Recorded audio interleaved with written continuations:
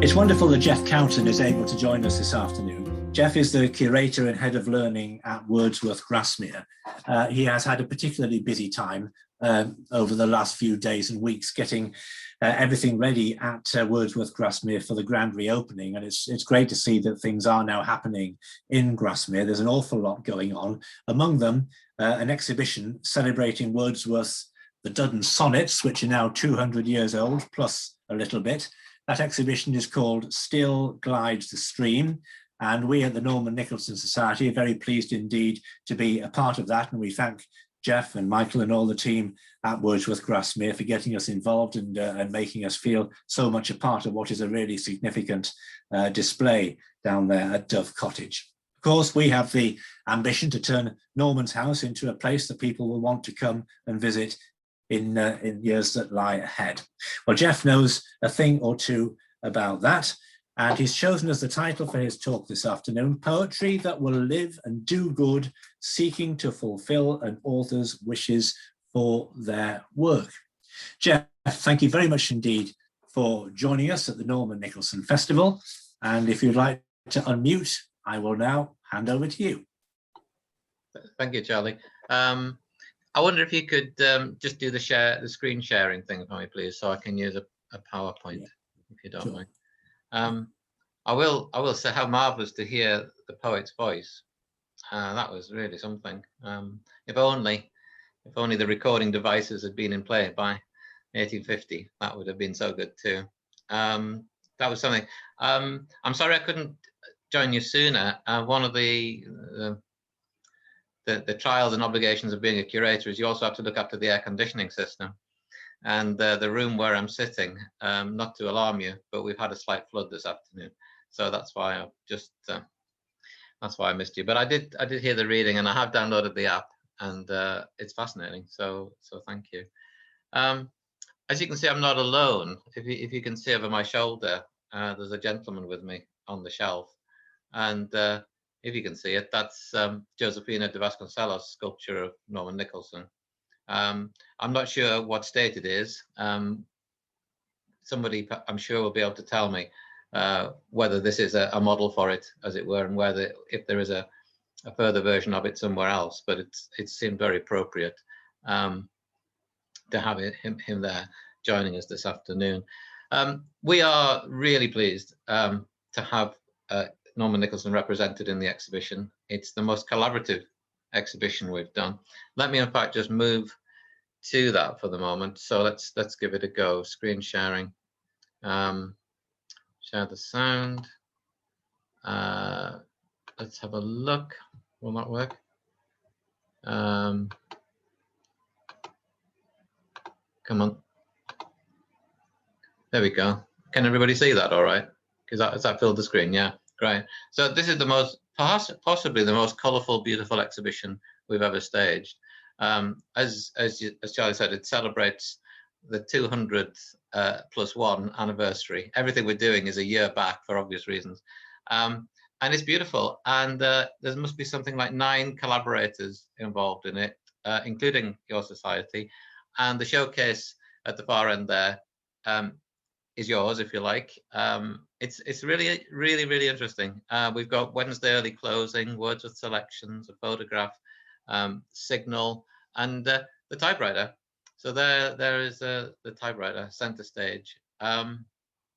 So we're hoping to have a kind of launch event on July the 28th, of which Antoinette has said that the society will be part. That's wonderful. That'll be online, of course. So I hope you can join us for that. But if you can visit us too, please do. This is another part of the exhibition, and these are textiles by a textile group, Flax, who I'm sure you know, based in the southwest of the county. And remarkably, the members, 8 members, I think, each took 4 or 5 of the sonnets each, and they created an illustration for each sonnet. And it's textile and it's imaginative, and it's really beautiful. So please come if you can to see that, if not the rest of what we've done. I should say too that important for me in my work here, Norman Nicholson's not just selections of Wordsworth, but the Lakers book and the anthology of Lake District writers, which is what I always turn to if I need a copy of The Terrible Knitters of Dent. So that's very much on my bookshelf.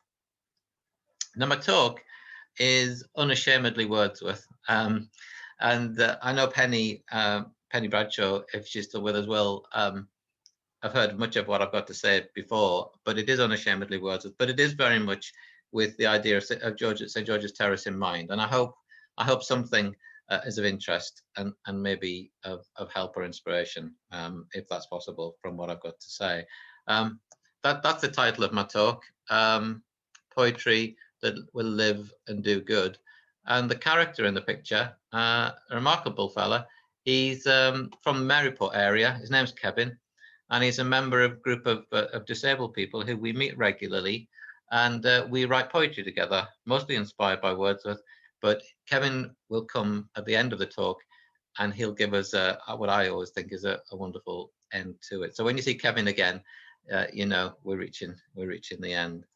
But the starting point maybe is what is the value of literary museums? And you might say, well, a lot of this applies to any museum, really. But you might say, well, what can we offer? What can we offer people?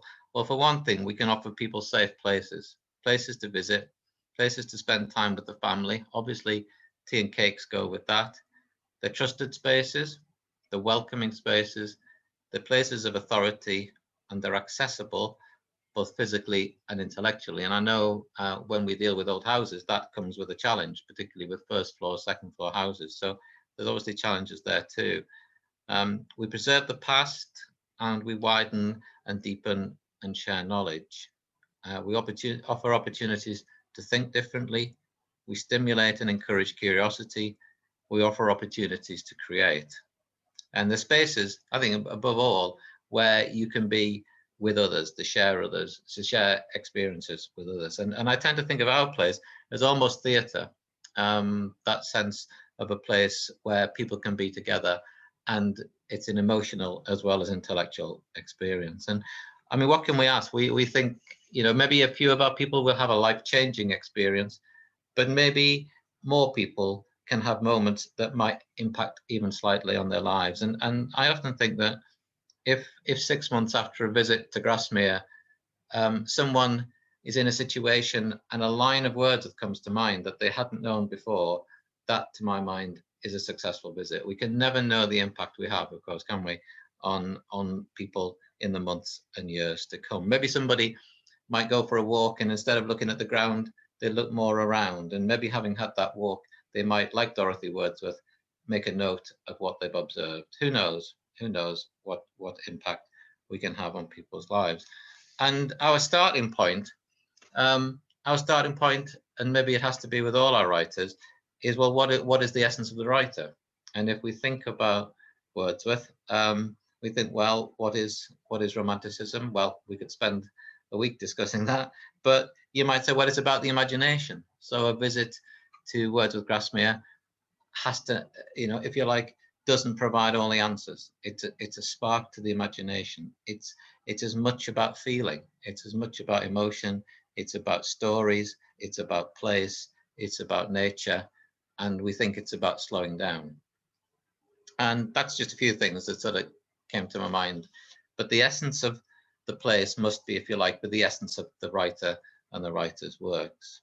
And one thing that we often pull ourselves up on, so if we're thinking of an idea or something we might do, we say to ourselves, you know, what is the best place to do this thing? And what can you do here that you can do only here?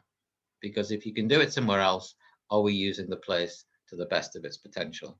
So those are just a few things. Feelings, emotions, maybe more important than facts. People, I had a visitor the other day and said, you know, well, the new regime, the new way it is, you don't learn anything. You don't learn anything, he kept saying to me.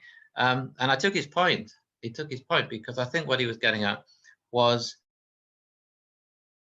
the fact-based visit. The old guided tour used to be so much more imparting facts, and what we tried to do is to create a sense of feeling as much as taking away the facts. So without further ado, let's move on. So In my nearly 40 years of working at the Trust, I've seen it transform from being a heritage attraction and museum welcoming 87,000 people a year in the 1980s, 90s, but 87,000 people.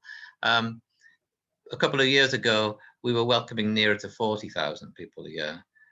But by this time, it was had the Jerwood Centre, of course, had been built, the state-of-the-art research and learning facility, and also a wide range of programs that went beyond Townend. So Townend and Grasmere, where Dove Cottage is based, we were moving out rather than just, if you like, waiting for people to come to us. And in the third part of what I've got to say, I'd like to focus a little bit about that, about how do we take a poet's work and life out into communities, with the hope maybe that they will then come here with a visit. So portraits, there we go. I'm sure members of the Norman Nicholson Society don't need much of an introduction to Wordsworth. Just as a reminder, the Wordsworth Trust owns Dove Cottage, and it was the Wordsworth home, William and Dorothy's home, from 1799 till 1808, and then from 1802, it was the home of William's wife Mary and 3 of their children. And you need no reminding at all that here Dorothy wrote her journals, but it's also here that Wordsworth wrote most of his greatest work, including the great 8,000-line autobiographical poem, The Prelude. The cottage is in the hamlet of Townend, Grasmere, as you know, in the heart of the lakes.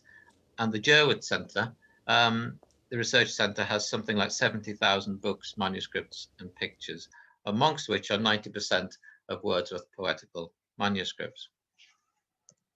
And so there's the Prelude on the left.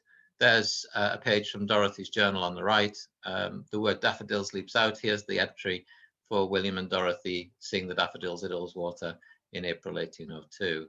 And uniquely, we think, we tested this on the Literary Houses group.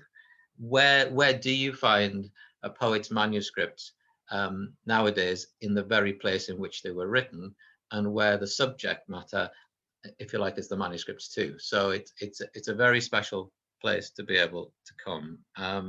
We like the idea that you can have Dorothy's journals in front of you, and you can look out and see the same landscape on the same day of the year and think about the weather and how things are as Dorothy describes them in that very place.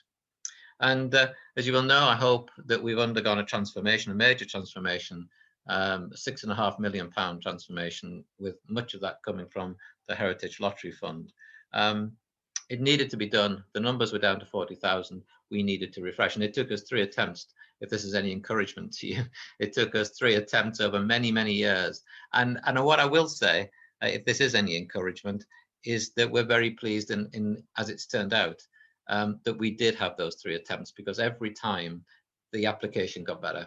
And I think if we'd built what we planned maybe 6 or 7 years ago, it wouldn't have been anything like as good as we've ended up. So that might, you know, there is a purpose to this process, isn't there, after all? There is the site. Again, I know it's familiar to many people. Dove Cottage, obviously at the heart of it. And just to kind of maybe whet your appetite, if I can, a little bit. What was the tea room? Never a very successful tea room, certainly economically. Not sure that it really represented the Trust. We've taken the tea room in-house. This is now our learning centre. So if you ever wish to have a meeting in Grasmere, for example, you'd be very welcome to come and have a meeting in our learning space down here, just next to the car park. The visitor walks up the lane. Dove Cottage has been conserved. We've literally taken it apart. Floorboards up, every slate's come off. We've rewired it. We've put new security, new fire systems. We have completely, well, we'd like to think we've prepared it for the next 30 or 40 years. It was last conserved in the 1970s in a thorough way. So when you visit, you walk up past Dove Cottage. This is now our tea room, our cafe here, and I thoroughly recommend the cafe. So you have to resist a temptation, and then walk your way up here, and you enter the site now in the museum. This is where you buy your tickets, and you buy your tickets here. You come out of a new door here, down, down, down, down into what was once a stables. There's an introductory film. You then come in from the stables, I've lost my mouse, and then come into the house.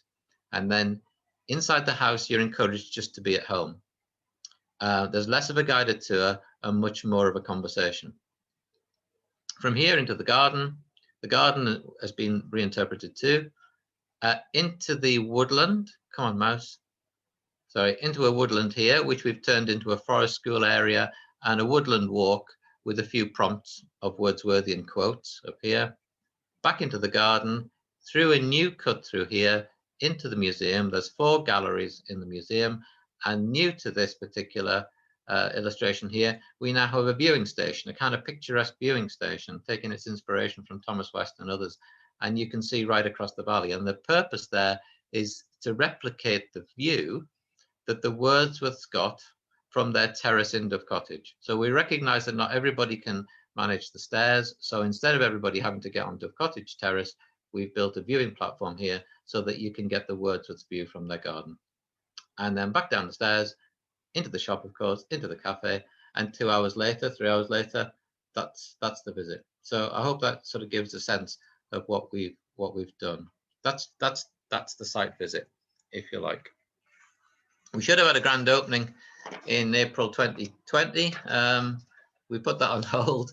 Maybe later this year we can have a grand opening there. But I have to say that we're receiving very nice feedback from the visitors that have been so far, and that includes people new to the subject and also the most experienced academics as well. So it's very nice to cover a range. Now, at the heart of everything we've done is this, and we found it really helpful to have a statement that you come back to. Sorry, why is that? There we go. So everything that we did comes back to this. Here, about 200 years ago, William Wordsworth wrote groundbreaking poetry that he hoped would live and do good. And those are his own words in a letter written in 1804. Now, the wish for his poetry's usefulness to outlive him and to make a difference to people was often expressed. And he first used the phrase here, writing to his friend Richard Sharp, "I pray God to give me life to finish these works, which I trust will live and do good." Expanding on this hope, he wrote to Lady Beaumont in 1807 that he wished his poetry, quote, "to console the afflicted, to add sunshine to daylight, by making the happy happier, to teach the young and the gracious of every age to see, to think, and feel." And writing to Henry Crabb Robinson in 1835, he said, "If my writings are to last, it will, I myself believe, be mainly owing to this characteristic. They will please for the single cause," and this is in quotes again, "that we have all of us one human heart." And that's a line, as you may know from his poem, The Old Cumberland Beggar. So in our work with communities and our work with visitors, it's, if you like, we are hoping, trying to follow Wordsworth's wishes for his own poetry to live and do good. Now we see the role of Wordsworth Grasmere. So Wordsworth Grasmere, how does Wordsworth Grasmere relate to Wordsworth Trust? Well, the way I try to think of it is Wordsworth Grasmere is the site, the name of the site, and Wordsworth Trust is the organisation that owns the site, that owns the collection, and produces programmes, if you like. So in reimagining Wordsworth, whether looking at a visit to the site or an activity elsewhere, we hope that an immersion in the poetry, people, and place will take place, even if only temporarily, so that people can get away, as Wordsworth said, away from the attractions of a busy world. And as he also said, of course, a world that is too much with us. But then we think, well, who is our audience?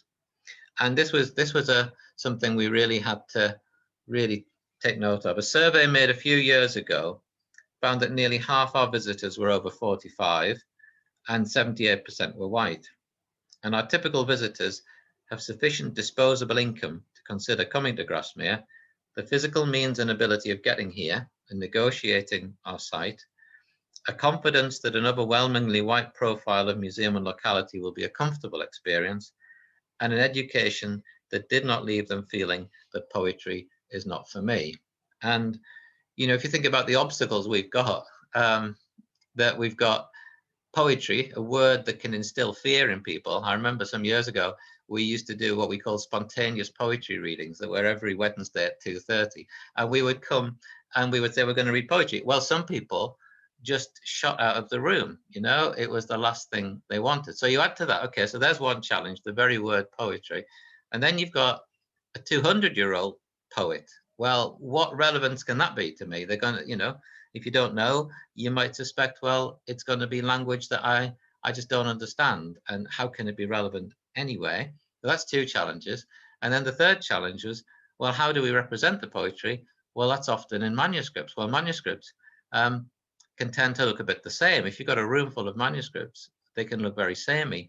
And if you're not used to them, of course, the handwriting can be very difficult to read.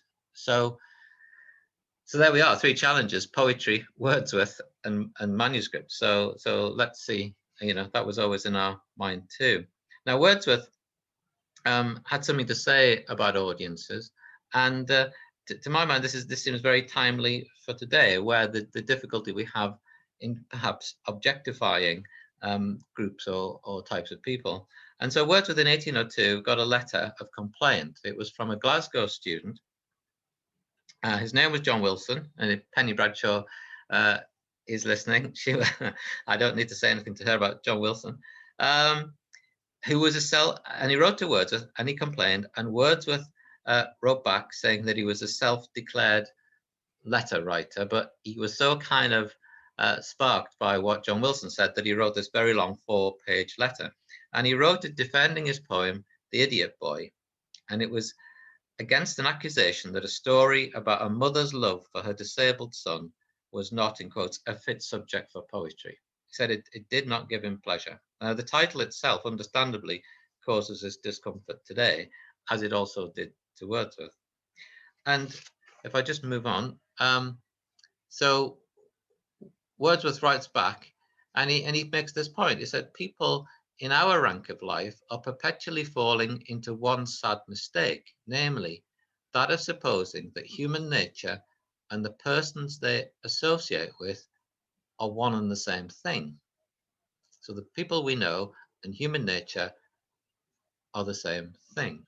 And then Wordsworth says down below, he said, these persons are, it is true, a part of human nature, but we err lamentably if we suppose them to be fair representatives of the vast mass of human existence.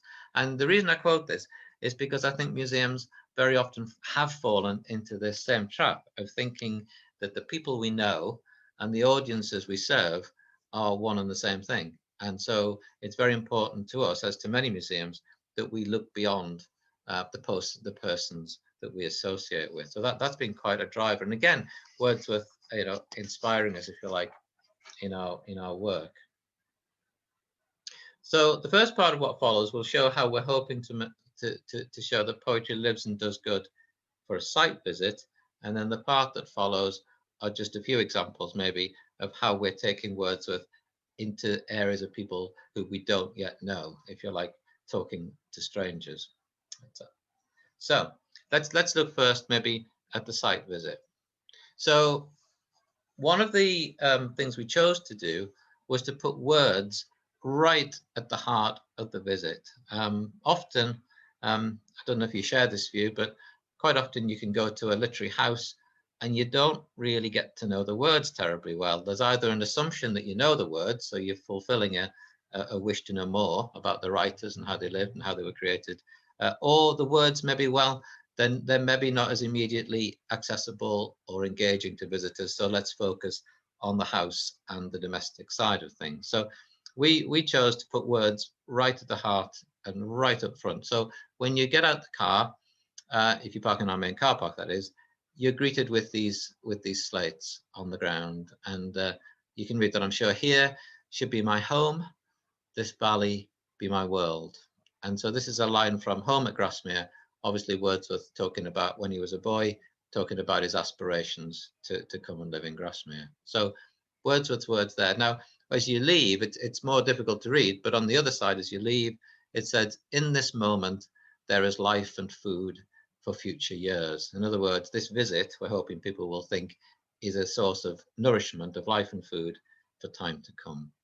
So you're greeted by Wordsworth, and you're said farewell through Wordsworth's words. Now, when you come into the museum, there you go, you're greeted with words again. You can see the scale of it. There's a two-story high wall of words, and these words light up in turn, as you can see from the model on the left. So there's Poppy standing looking up, and in time that the words will go around. And so that's where you will be met by your guide. And what we ask of people is that they do slow down. So looking at these words going around very slowly perhaps helps people to slow down. We ask people to congregate a few minutes before the visit begins, so they've got a chance to get settled. And what we're thinking about Wordsworth, who asks people in the poem table's turn to come with a heart that watches and receives. So we're asking people to be receptive, to be open, to be in that right state, if you like, as best possible for enjoying the visit. And the words that are with us, we hope people will leave. I mentioned before that if 6 months later some of Wordsworth's words come to your mind, that is it for us a successful visit. And again, I'm going to quote Wordsworth in The Solitary Reaper, where he hears a young peasant girl working in the field, singing away, and Wordsworth says, "The music in my heart I bore, long after it was heard no more." And so we hope that Wordsworth's words will stay with people as the music stayed with Wordsworth. So from here, we then enter the room has a film in it, introduces to the subject, and the question is, well, why does poetry matter? For people who've come, if you like, not knowing a great deal about Wordsworth or a great deal about poetry, why does it matter? And so we don't begin the film in Dove Cottage. We begin it on the damp streets of London with a young poet saying why poetry matters to her. And then in the course of this introductory film, there's Simon Armitage, of course. I turned to Wordsworth for solace, to lift my heart, to restore a sense of wonder in nature. He saw in nature a kind of healing spirit, an environmental vision about what nature brings to us, which is very important nowadays as we think about how we are failing the planet. William had a very deep friendship with his sister Dorothy. Two creative minds at work at the same time. You get a real sense at Dove Cottage of the joy they took being able to share everything, that their life and their poetry were inseparable. Wordsworth really is a poet who you can grow up with. The poetry can speak to you when you're in your 70s or when you're 17.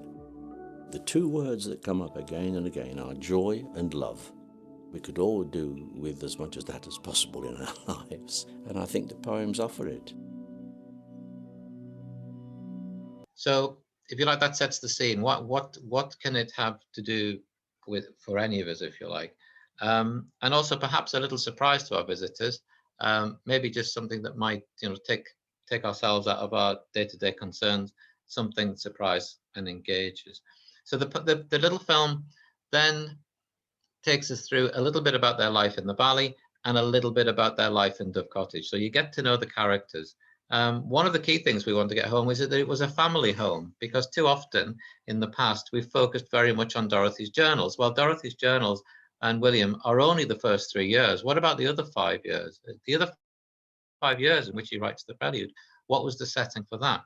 So the film shows, we hope, that Wordsworth was working in a house and in a sitting room surrounded by family and by children. I cannot but admire the fortitude and wonder at the success with which he has laboured in that one room, common to all the family, to all visitors, and where the children frequently played beside him.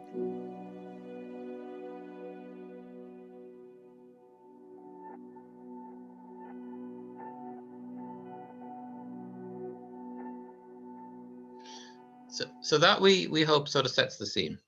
Why does it matter? What happened here? Who are the characters? Can we imagine Dove Cottage as a lived-in house? And then from here, we go into the house itself. We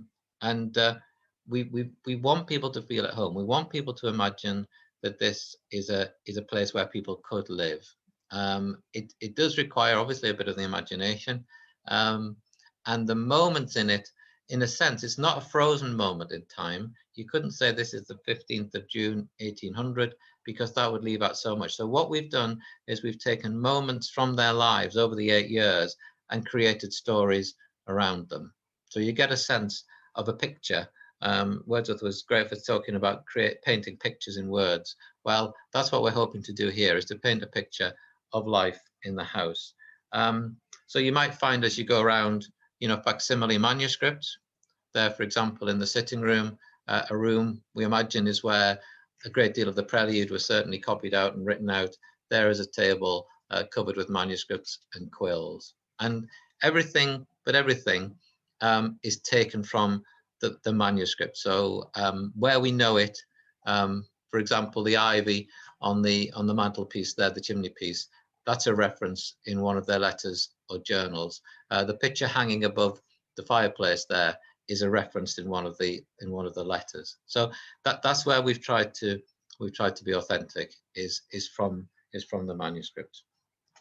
As Wordsworth says in the poem Simon Lee, there is a tale in everything, and so that's the way we've tried to approach it. So only in Dove Cottage can you get that sense of the home, the seeing, thinking, and feeling. How we can experience the words and the home, and hopefully the people together, the watching and receiving heart that we talked about. And then from there, we look into the garden, and this is, of course, as Wordsworth said, the loveliest spot that man hath ever found, their little domestic slip of mountain. And what we've done here, they talk about it being a garden orchard. So fruit trees at the top, vegetables lower down, and then flowers near the house. And so we're reintroducing the plants that we know they would have had, could have had, and removing some of the ones that we didn't, and removing some of the more established plants that aren't appropriate, and putting in new plants, because of course when they created the garden, the plants would be young and new rather than the sort of more established ones. So that was taken a year ago. It looks very different now. I should have upgraded the slide. I'm sorry about that, but it looks very different. It looks, but for some reason it looks larger. You might encounter somebody reading poetry. This has been wonderful. We invited volunteers to join us, and we were given tuition, I should say, by the poet Glyn Maxwell, and our volunteers, because they all recognised, and we all recognised, that we didn't wish Wordsworth to be badly served by badly written poetry. And so the people were not only trained, but they were given if you like, a reading test at the end, to which they had to kind of pass. And they were inspired by this. And we also worked with a clothes maker in West Yorkshire who made the clothes appropriate for the period. And so as you walk around the site, hopefully in a non-threatening way, you may be greeted by people in costume reading Wordsworth and reading him well to you as well. You may also come across children having fun. These are children in our woodland, looking obviously for leaves, making patterns out of leaves, and these have proved very popular already. These are some of the activities that get sold out all the time, our family activities on site. So that's part of the woodland, as I mentioned. Now, when you enter the museum, you come, I used the word unashamedly before, I'm going to use it again. You enter unashamedly the 21st century. So we've stepped back in time in the house and the gardens, but what about the museum? And so there's that sentence you'll recognize again: groundbreaking poetry, living and doing good. But then we ask the question, were his hopes fulfilled? And that's what the museum sets out. So we like to think the museum sets out to answer a question. And we think that his key elements to Wordsworth, which are relevant today: reconnecting with nature, showing empathy for others, and nurturing our own creative imagination. So these, if you like, are the themes of the museum as you go around. And that panel you can see on the left, just there. So this is the new museum. This is an extension on the back. If you know the old museum, then this is This is, if you like, is twice the width of it. It's got daylight in it, which it didn't have before. It's got audio points. It's got more objects. It just has a greater sense of space. And if you were in there, you would hear the sound of bird song. Birds that we've taken from the poems of Wordsworth. We've identified the birds that he talks about, and we've put bird song. It's almost like someone's left the window open and you can hear the bird song coming in. Manuscripts, there we go. There's troublesome manuscripts, which are themselves very beautiful. But a whole display of manuscripts, you've got to be quite a devotee to work your way through those. And so we've thought about manuscripts, and again, this might be of interest to you, thinking how do you display manuscripts? And we've asked ourselves the question, what if you only had a typescript? If you didn't have a typescript, if you only had a typescript and you didn't have the manuscript, what would you be missing? What would you be missing? This sort of struck me was we were in a, no, I won't, in the essence of time, I won't mention it, but for some people coming, there's always a wow factor, you know. So you go to a manuscript of Dorothy's journal, she's writing about the daffodils. If you know about it, you think, wow, that's that moment, and that's a thrill. But what if you don't know that moment? What if you're new to it all and that one looks just like the rest? Well, what we've tried to do is to encourage people to become almost like manuscript detectives. What clues can you look for? What can you tell from a manuscript? And so we've put sort of quizzes in for children, you know, sort of identifying trying to put themselves in the footsteps of a curator. So a new manuscript comes in, here's the writing. Can you help us identify from these examples whose handwriting it might be? We encourage people to think about the materiality. So what's it like to write with a quill? What's it like to be in Dove Cottage surrounded by facsimiles of manuscripts? What's it like to think of a manuscript as a token of love? So we've got the love letters of William and Mary. You know, what did just that very piece of paper mean to William and Mary as representative of their handwriting, something to hold and to treasure and to keep? What about the manuscript, for example, that Coleridge took away to Malta? So the Wordsworth wrote out William's poems. Coleridge took them on this terrible journey to and from Malta. All sorts of terrible things happened to him, including most of Coleridge's manuscripts getting thrown over the side of the ship when they were attacked by Spanish pirates. But somehow there's one manuscript he held on and he brought it back. And when he got back to London, he said, I'm penniless and shirtless, and yet still he had this manuscript. Well, that very manuscript we've got in the museum. And so it tells a story beyond whatever the text is on the page. And then to imagine too, these manuscripts as things that people wrote, you're kind of looking over the shoulder of someone, but you're also looking over the shoulder of someone who receives a letter. So we've got a manuscript here, which was a letter from London, which told William and Dorothy of the death of their brother John at sea. Now, what must that have been like to receive that in 200 years ago, where you hear such terrible news, you're desperate to find out more, but how can you do it? Well, you can only do it by writing another letter back, and that might take, you know, another week to get back to London. So it's thinking of manuscripts as things that people held and treasured and worried over and took joy from, rather than just flat pieces of paper that happen to have words. Important as they are, they have meanings beyond the words. And what we've also done, as you can see here, is we've put the manuscript in context. So on the right, there's that same manuscript, but it's in the company of a picture of William and Mary working together. They are in their late 60s. There they are working together about the same time this manuscript was written. And here are some of the spectacles that Wordsworth might have worn, and Mary's knife for sharpening quills. So it's kind of building like a little picture of a moment in time when that manuscript was created. So there we are. There's someone using a quill. We've only got one bit of IT in the gallery, and this was presented by Lancaster University, Sally Bushell, who produced a Minecraft game for the spots of time, Wordsworth spots of time. So children can go on an adventure around the Lake District in search of spots of time. It's got most of us completely puzzled. You have to be under a certain age to make any sense of it. And even our 21-year-old staff say that this is far too advanced for them. So we take great pleasure in seeing the children show us how it's done.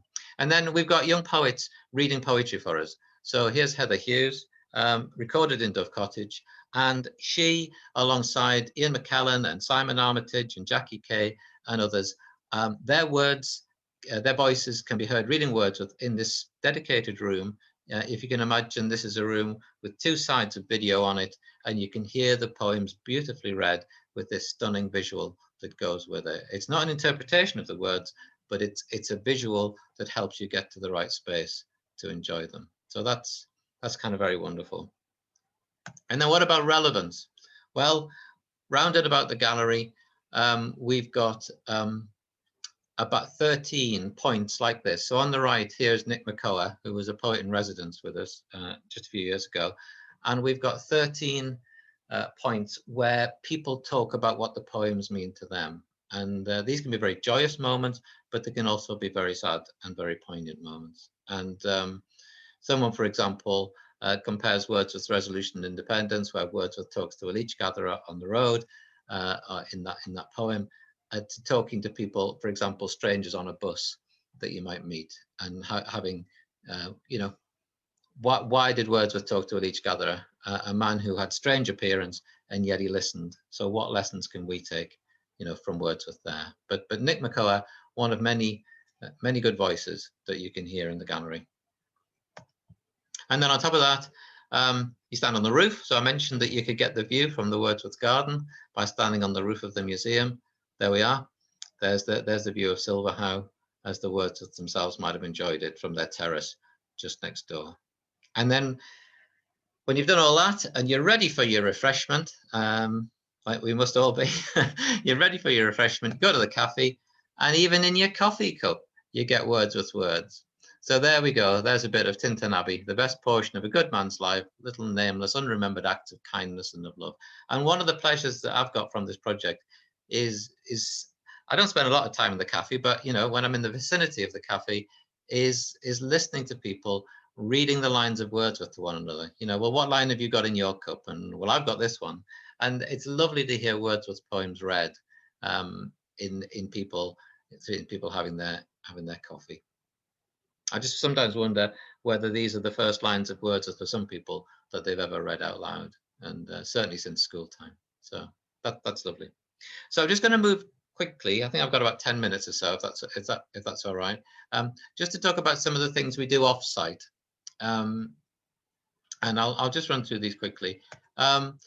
This many of you may know about. This is the MOOC. This is a MOOC we did with Lancaster University, and I have to say it's had a huge impact. So people who said, I was put off poetry at school, but I'm determined I'm going to get this poetry. And so through Sally Bushell, through Simon Bainbridge, through Sharon Ruston and others at Lancaster, we created this MOOC.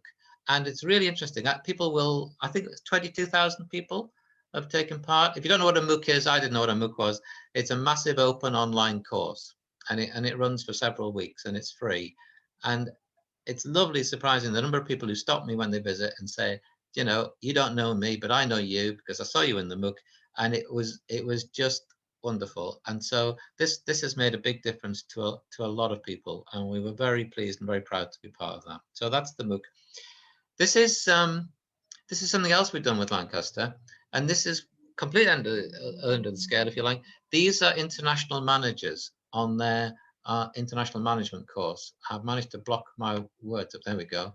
And Simon Bainbridge would take them canoeing. He'd take them into the caves. They would have Wordsworthian spots of time moments, and then they'd come into the library. And here I am showing them some of the manuscripts here. And as you can see there, someone said the most profoundly impactful learning and development experience of my life. So the words of Wordsworth, the collections, the place can be used for learning in that sense too. And that, one imagines, could have a commercial benefit as well as an educational one for us. So here's some people lying down.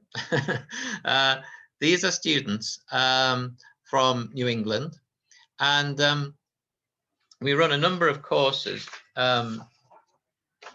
for American students and students in this country too, and they come with us for a day or for a week, and again, it's good for income, but it can also have life-changing impact for the young people themselves. And one of the if you like, the episodes in their lives that we focus on is the death of John Wordsworth, which happened during that time in Dove Cottage in 1805, and this had a huge impact on them. And the Wordsworths, as you may know, would name places after members of their family and friends. And this is a wood just near to us that they called John's Grove after their brother John. And so we went to the wood and we did, if you like, what the Wordsworths did. They lay on the ground and they looked at the sky. But we thought about John and we thought about the impact. And these students, they were all people of colour. And when they came to Grasmere on the Monday, we had a sort of slight rebellion on our hands, because they could say, why have you brought us to this place where everybody else are white people, and here we are, you know, we're just like, we kind of stand out. Why have you brought us? What's the relevance of this 200-year-old dead white poet? And in the course of the week, they gradually came to see it. And at the end of the week, one of the students, who described herself as a young brown girl, she had a kind of, it was a transformation for her. And she wrote to me afterwards. And if you don't mind, I'll just read this, because I think it shows the impact of the work that we can do. So she wrote, "My week in Grasmere has given me the opportunity to explore my own complex selves and internally validate my work. I didn't know that reading an old white man's poetry would make this brown girl cry. I feel affirmed in my work, and for once I can see how my art can transform and transcend. Seeing another artist like William help reinforce my poetic resistance and push against the bounds of the English language. I have gained a newfound sense of self. I also found how therapeutic being in Dove Cottage, being in the manuscript room, reading poetry was for me, especially reading about John Wordsworth and his relationship with his brother. My stepfather passed away in an accident that should not have happened, akin to John's freak accident 2 miles away from shore. So John drowned off the south coast.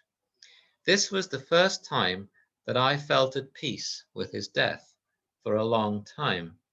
And I wouldn't have known that going across a sea and reading how Wordsworth dealt and not dealt with his brother's death was liberating for me. I think now I can finally mourn.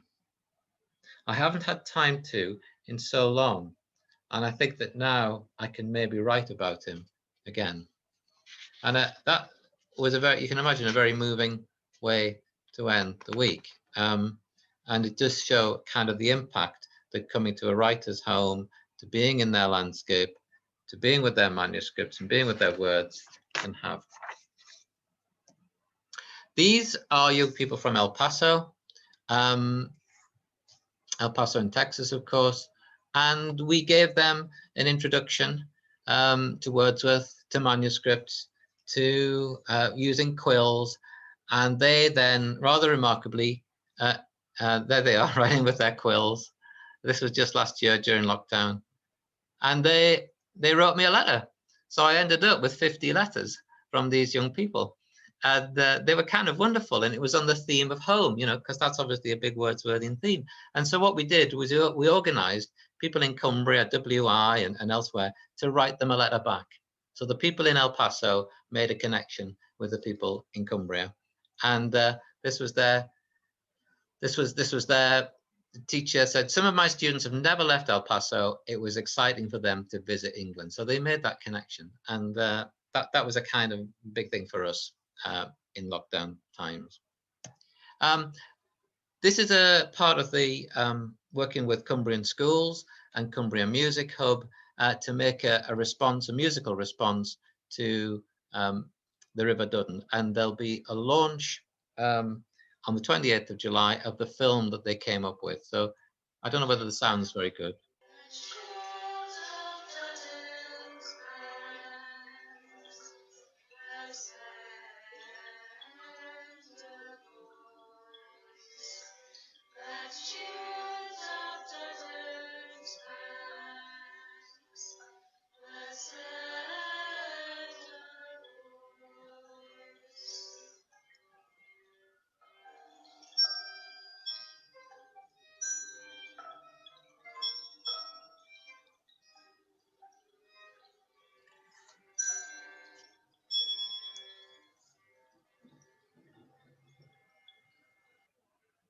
So the joy of seeing those young people in the research centre here making that music, that was quite something too. So 28th of July, we'll be launching it via one of our webinars.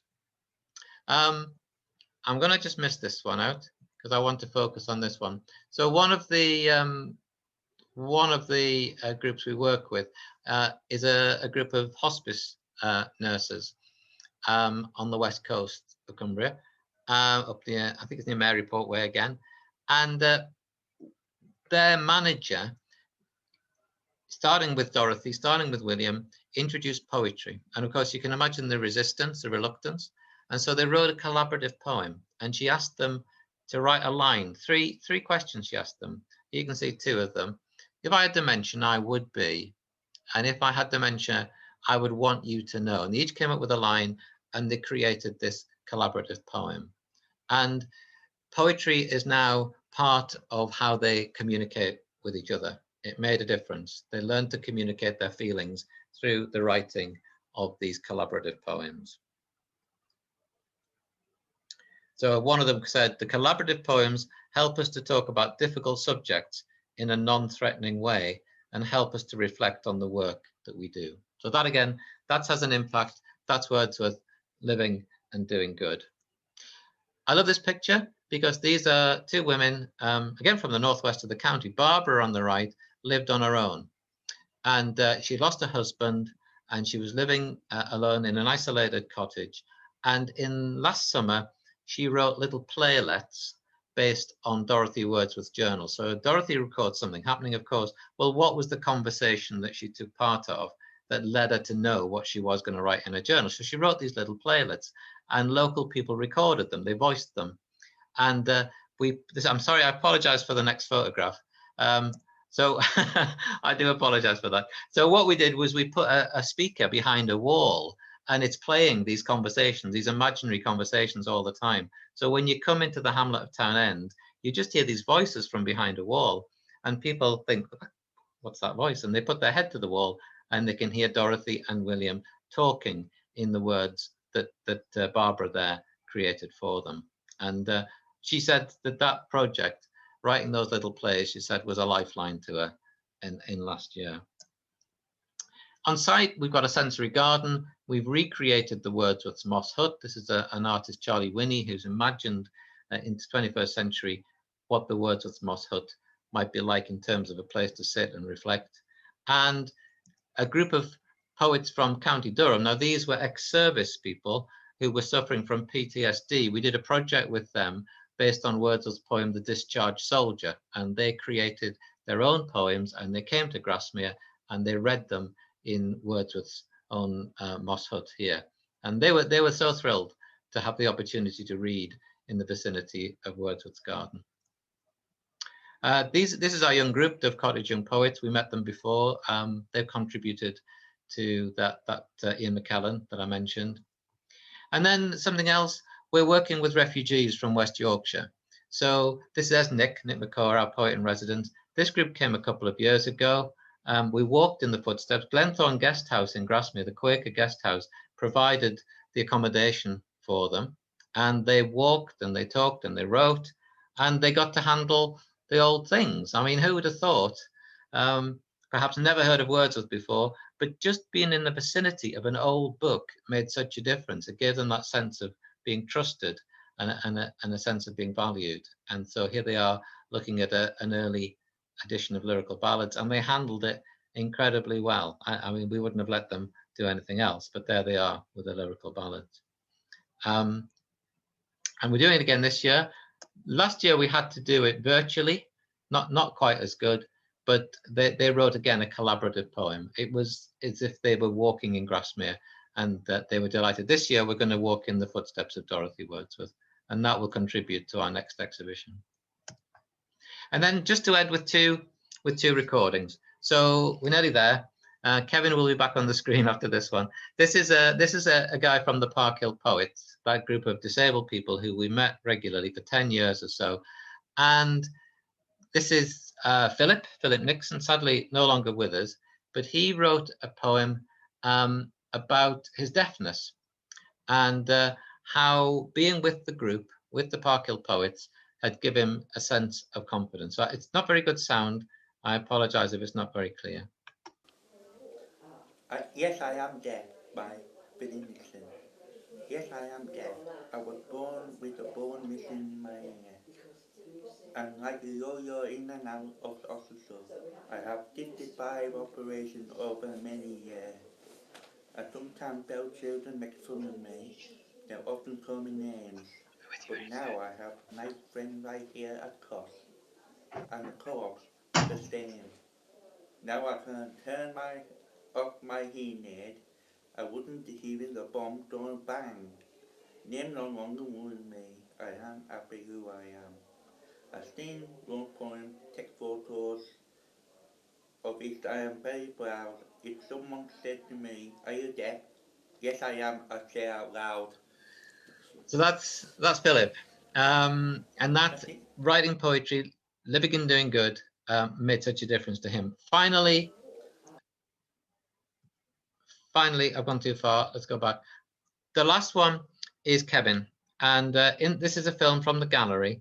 And in this, Fiona Stafford, who's from Oxford, talks about how Wordsworth gives dignity to people he meets. So again, it's the characters in the lyrical ballads that he gives dignity. And one of the poems is about an old man. Of course, he hasn't always been old, as Wordsworth tells us. He'd been very active and very fit, but he'd reached a point where he needed help.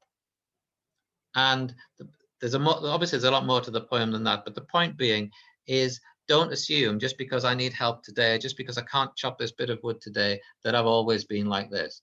And Fiona says that, well, that relates to her mother. And then Kevin, with the Parkhill Poets, basically says, don't, because we're disabled people, don't make assumptions about us. And so I'm going to leave the last word to Kevin, and I'm going to say thank you if you've stayed with me this long. And if you'd like to follow it up, my email will follow this as well. So the last word goes to Kevin.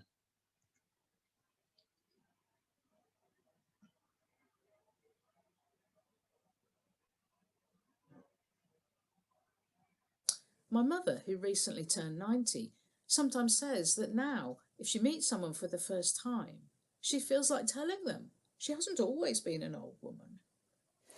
Assumption, January the 8th, 2020.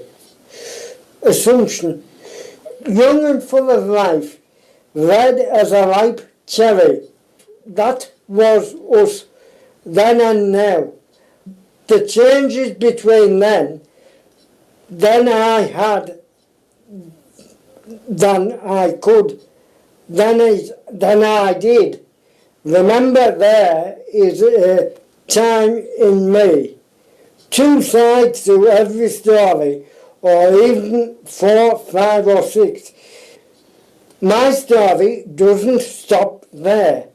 New frontiers await me if people see me differently. Don't assume. Give me the tools. I can still make a Victoria sponge or a jam or a porley. Now I wait. Now I can. Now I do. Try and stop me. So there we are. Last word to Kevin. That was excellent, Jeff. Thank you very much indeed. Thank you for making it this far. I know, that was great. I don't know if you've got time to take a couple of questions. If anybody wants to just type a question in the chat, maybe they could do so. But while you were talking, Jeff, I was making a lot of notes because as well as being an inspirational talk, just to see what you've done and the range of activities you have in Grasmere, it was also incredibly informative from the point of view of us, the Norman Nicholson Society, and what we want to do in Millom. And one note I made, which I have heavily underlined, the essence of the place must be the essence of the writer and the writer's works. And I think that's so important, because when you're trying to satisfy the demands of different funders who've all got their own different priorities, I think it could become quite easy to lose sight of that essence of place and the essence of the writer and the writer's works. we can't be all things to all men. You know, we have to decide what our priorities are.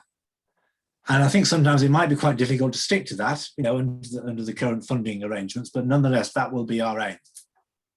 And I think the lottery would want you to do that. You know, that's the sense I get. One thing what really sparked that, there was a review of I'm sort of slightly reluctant saying this because I don't want to be overly critical, but Coleridge Cottage, they did a reinterpretation, and one of the reviews I read said this leaves nothing to the imagination. You know, all the answers you need are there. It's just there. And they said, you know, well, this is surely the whole point about a Coleridge Cottage is the power of the human imagination, and they're not leaving anything to us. And I thought I don't want that review about us, you know, that has to be the essence of what we're doing, the human imagination. And so some people who come might feel, well, I just want to be told a guided tour for 20 minutes, you know. On the other hand, it seems to us more of the imagination, that you give people something to start with and see where their thoughts take them. And that's what it seems to be warmly received anyway. Yeah, indeed. I was also interested in the fact that you had refugees from West Yorkshire. I know West Yorkshire is a terrible place. Well, I wouldn't say that.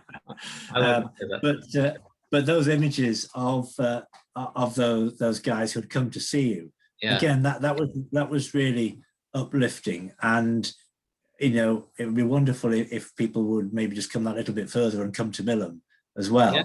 But could you just tell us how you managed to make that connection with the refugees, you know, in Yorkshire? Yes, it's tricky, isn't it, saying refugees from West Yorkshire? You know what I meant, really, of course. But, yes, what I should have said, refugees now living in West Yorkshire. But that was really fortunate, because there were two things came together there. One was talking to Terry Winterton at Glenthorne Guest House, and they are wonderfully sponsored for something like 5 or 6 weekends a year to have people of either asylum seekers or refugee status just to come for a weekend break. You know, that they don't ask anything of them, just come to Grasmere and have a rest, have a change of scene. So he was there to help facilitate the accommodation. And then, I mean, it so happened, but I mean, this is how it works, isn't it? That one of our trustees, her daughter works for the Children's Society in Leeds, and we got talking about bringing some of the people that they work with over to Grasmere. So those two things came together. But all the time, I'm very conscious that that's wonderful for those 12 young people, but wouldn't it be wonderful to do more for more people, you know? And so that, I think that's sort of the ambition I would have, is let's do it for 100 people if we can, you know? And I don't know how we do it, but I mean, interestingly, we talk about, you know, maybe doing things together. But for example, if you were able to, if you're working with schools in your area, maybe those schools could come to us. Now, there's a project we're doing next year, which will be with a school in Wigan, which is looking at the ridiculous romantics, you know, the ridiculous elements to their lives, you know, like Coleridge coming down off Broad Stand and kind of getting stuck, and you know, so it'll be kind of like a horrible histories, horrible histories or ridiculous romantics. And you know, there might be things like that, that if you have connections with schools, we could do joint connections, you know. So if you like the inheritance of Wordsworth in Norman Nicholson, but actually, well, why don't we go back 200 years as well and bring them to Grasmere? And it can be the same with groups. I think I actually did a talk in Millom just a few years ago to a carers group in Millom. So, you know, the journey can be made, can't it? Definitely, yes, definitely. So we would be very pleased to welcome groups you work with, and you know, and vice versa. Brilliant. That's really good to know. Thank you very much. Of course. Just notice the comment coming through on the chat from Jan. Together We Grow is a charity in West Yorkshire working with refugees and asylum seekers and other people who are the trustees. So so all sorts of links and connections there, which is very good to know. Okay. There are so many people. I found there are so many people who want to do good. You just have to find them.